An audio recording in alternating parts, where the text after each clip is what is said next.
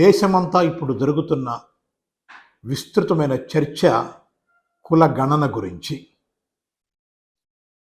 కుల గణన చేయాల్సిందే అని మొట్టమొదటిగా బీహార్ రాష్ట్ర ముఖ్యమంత్రి నితీష్ కుమార్ చెప్పారు. అన్నట్లే చేసి చూపించారు.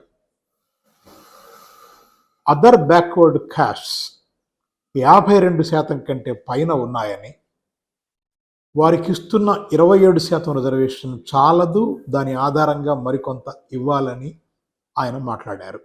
ఆ రిపోర్ట్ తర్వాత ఎప్పుడైతే బీహార్లో ఈ రకమైన కుల గణన జరిగి ముఖ్యమంత్రి ఈ స్టేట్మెంట్స్ ఇచ్చారో ఒక్కసారిగా ఇది దేశవ్యాప్తంగా కుల గణన మీద చర్చను మళ్ళీ తిరిగి లేవనెత్తింది.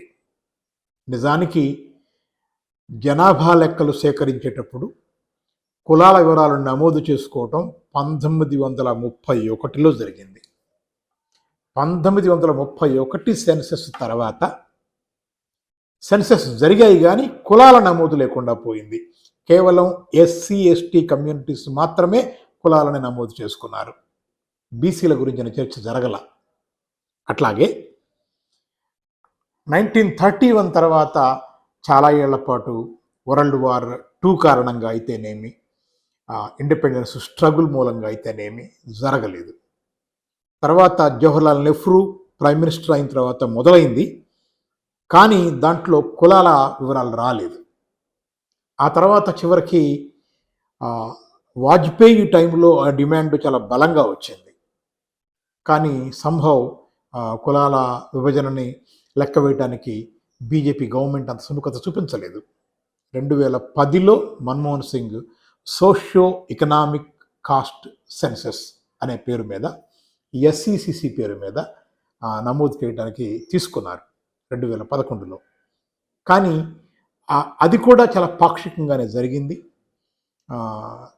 రోహిణి కమిషన్ వేశారు. ఆ కమిషన్ వివరాలు పూర్తిగా బయటికి రాలేదు, అది టేబుల్ చేయబడలేదు. కానీ ఒక అంచనాకు వచ్చింది ఏమిటి అంటే, కుల గణన ఈ దేశంలో అంత తేలికైందేమీ కాదు. పర్టికులర్గా వెనుకబడ్డ కమ్యూనిటీలు, ఓబీసీలు, అసలు కమ్యూనిటీలే 46,000కు పైగా కమ్యూనిటీస్ ఉన్నాయని, ఓబీసీలోనే 2,633 ఉపకులాలు ఉన్నాయని, ఈ ఓబీసీలకు ఇస్తున్న మండల్ కమిషన్ తర్వాత వచ్చిన ఎడ్యుకేషన్ మూలంగా ఇస్తున్న 27% ఏదైతే ఉందో, ఈ 27% కూడా 2,633 ఉపకులాలలో కేవలం 25%, 96% లాభం పొందుతున్నారు.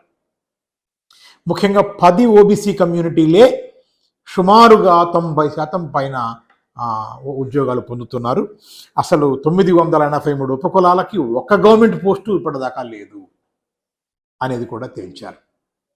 అంటే దాంతో ఏమైంది అని అంటే, ఇవాళ మళ్ళీ పెద్ద ఎత్తున కులగణన చేపట్టాలి అన్న ఇష్యూ ముందుకొచ్చింది. మహారాష్ట్ర, ఒరిస్సా, జార్ఖండ్, తెలంగాణ కులగణనకు సిద్ధమయ్యాయి. మహారాష్ట్ర, ఒరిస్సా, జార్ఖండ్ అయితే స్పష్టంగా అసెంబ్లీ తీర్మానాలు చేసేసాయి కులగణన చేస్తాము అని. తెలంగాణలో రేవంత్ రెడ్డి కులగణన చేస్తానని, దాన్ని అసెంబ్లీలోనే తీర్మానం చేసి చర్చకు పెడతామని కూడా మాట్లాడారు. అయితే ఈ కుల గణన వల్ల దేశ ఐక్యత దెబ్బతింటుంది, ఎందుకు ఇప్పుడు ఈ కుల గణన అన్న ధోరణితో ఎన్డీఏ ప్రభుత్వం, నరేంద్ర మోడీ అధ్యక్షతన ఉన్న ప్రభుత్వం భావిస్తోంది. పైగా కులగణన చేపట్టడం రాష్ట్రాలకు ఆ బాధ్యత లేదు. ఇది సెంట్రల్ లిస్టులో ఉంది కాస్ట్ సెన్సస్ అనేది. కాబట్టి ఏం చేసినా మేమే చేయాలి, మీరు చేస్తే దానికి ఏమీ చట్టబద్ధత లేదు అని కూడా మాట్లాడుతోంది. కానీ రాహుల్ గాంధీ జిత్నీ ఆబాదీ ఉత్నా హక్ అన్న నినాదంతో ముందుకొచ్చాడు. అంటే మీ సంఖ్య ఎంత అయితే దాన్ని బట్టి మీకు అంత హక్కు, ఇది ఆయన మాట్లాడుతున్నది.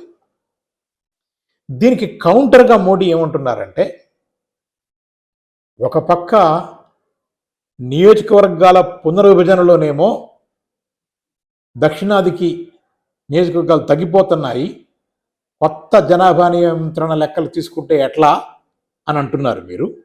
మరొక పక్కనేమో కుల గణన, కులాల బట్టి మీరు రిజర్వేషన్లు పెరగాలి తగ్గాలి అని మాట్లాడుతున్నారు. ఇందులో వైరుధ్యం లేదా అని కూడా మోడీ మాట్లాడుతున్నారు. కానీ దీని మీద రెండు రకాల చర్చలు ఉన్నాయి. కుల గణన కేవలం కులాల గణన చేస్తే సరిపోదు.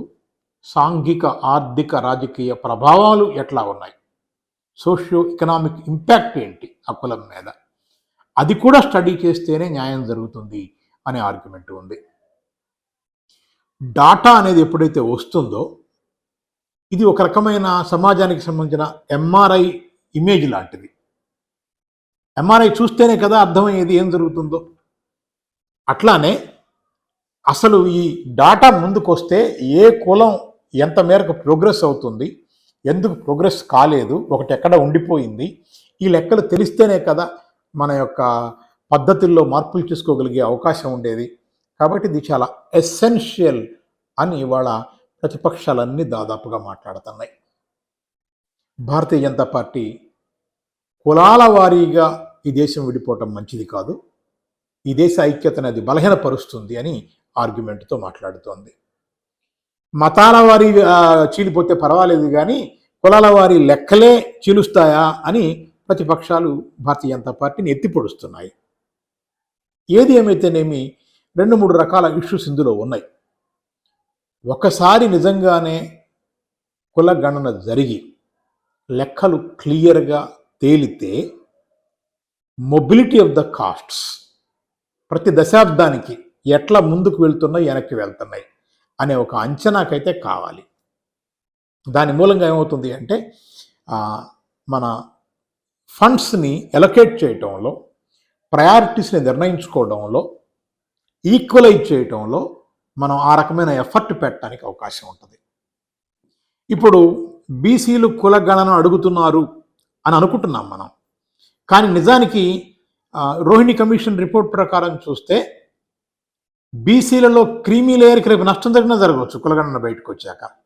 ఎందుకంటే most unrepresented, most backward of OBCs they might get good quota, కొంచెం పెద్ద కోటా దొరికే అవకాశం ఉంది వాళ్ళకి. అంటే అప్పుడు మళ్ళీ వాళ్ళకి ఇవ్వడానికి వీల్లేదు అనడానికి వీల్లేదు. బీసీలను కూడా 4 ప్రధాన విభాగాలుగా ఎట్లాగైతే చేశారో మళ్ళీ ఫర్దర్గా చేయడానికి కూడా అది అవకాశాలకి దారితీసే పరిస్థితి ఉంది. అందువల్ల ఇది ఒక ఆస్పెక్ట్గా మనకు పనిచేస్తుంది. అట్లాగే డాటా పోగు చేసిన తర్వాత దాన్ని ట్రాన్స్పరెంట్గా ప్రజలతో పంచుకోకుండా ఉండి ప్రభుత్వాలు దాన్ని సీక్రెట్ వెపన్గా వాడితే కూడా చాలా నష్టం జరుగుతుంది. గతంలో జరిగినాయి అట్లా. చాలా సందర్భాలలో సెన్సస్ రిపోర్ట్స్ బయటికి రాలేదు. ఆఖరికి తెలంగాణ ప్రభుత్వం కూడా మొట్టమొదట టీఆర్ఎస్ గవర్నమెంట్ వచ్చిన రోజున ఇంటింటి సర్వే అనే పేరుతో ఒకరోజు చేశారు. కానీ ఆ రిపోర్ట్ తాలూకు డాటా ఏంటో ఎవరికి తెలియదు, బయట పెట్టనే లేదు వాళ్ళు. అది సీక్రెట్ వెపన్గా ఉపయోగపడుతుంది ప్రభుత్వానికి అనే చర్చ కూడా ఉంది, విమర్శ ఉంది. ఈసారి అలా జరగకూడదు. అంటే ఖచ్చితంగా అది ప్రజల ముందుకు రావాలి. ఏ ఏ ఫ్యాక్టర్స్ ఆధారంగా ఈ కుల గణన జరుగుతుందో చూడాలి. ఏ కులంలో క్రీమీ లేయర్స్ తయారవుతున్నాయో చూడాలి. ఆ క్రీమీ లేయర్స్ కాకుండా అసలు పూర్తిగా డిప్రైవ్డ్ సెక్షన్స్ ఏవైతే ఉన్నాయో, ఆ పూర్ కమ్యూనిటీస్ ఏవైతే ఉన్నాయో వాళ్ళకు బెనిఫిట్ చేయటం ఎట్లా అనేది ఖచ్చితంగా ఆలోచించాలి. దాని మూలంగా ఇక్కడ మతాలు అనే ప్రాతిపదిక లేకుండా దానిని మనం కొంత రిఫ్లెక్టివ్ మోడ్లోకి వెళ్ళి ఆలోచించి పావర్టీ లైన్కి బిలో ఉన్నటువంటి వర్గాలు ఏవైనా సరే వాటన్నిటికీ మేలు చేయటం ఎట్లా అనే ఒక కామన్ బేసిస్ తీసుకునేందుకు కూడా ఆస్కారం కలిగిస్తుంది ఇది. అయితే మరి దానికి ఉన్న లెజిటిమసీ ఎంత, కేంద్ర ప్రభుత్వం అంగీకరించకపోతే జరిగే ప్రమాదం ఏంటి, ఇది భవిష్యత్తులో కొత్త తగాదాలకు దారితీస్తుందా ఒకటి. ఈ కుల గణన పేరుతో కులపరమైన రిజిడిటీస్ పెరిగిపోయి మా కులం గొప్ప అంటే మా కులం గొప్ప అనే వాదనలు పెరిగిపోయి కులాలను వాడుకునే మనుషులు పెరిగిపోయి రాజకీయాలు చేస్తారా, ఇదో ప్రమాదం ఉంది. అట్లాగే మేలు వైపు చూసుకుంటే ఖచ్చితంగా మేళ్లు కనపడుతున్నాయి. ఇక్కడ చైతన్యవంతమైన ప్రజానీకం, రాజకీయ పార్టీలు కులగణను జాగ్రత్తగా అధ్యయనం చేసి ఓవరాల్గా సమాజం మెరుగ్కి దీన్ని ఎట్లా వాడాలి అనే దానికి సంబంధించిన జాగ్రత్తలు, అట్లాగే ఏమి చేయకూడదు అనేటువంటి చర్యలు అన్నీ కూడా సూచించడం అవసరం. దీని మీద ఇవాళ చర్చ జరగటం చాలా చాలా అవసరం అని చెప్పేసి అందరూ అభిప్రాయపడతా ఉన్నారు. Thank you very much.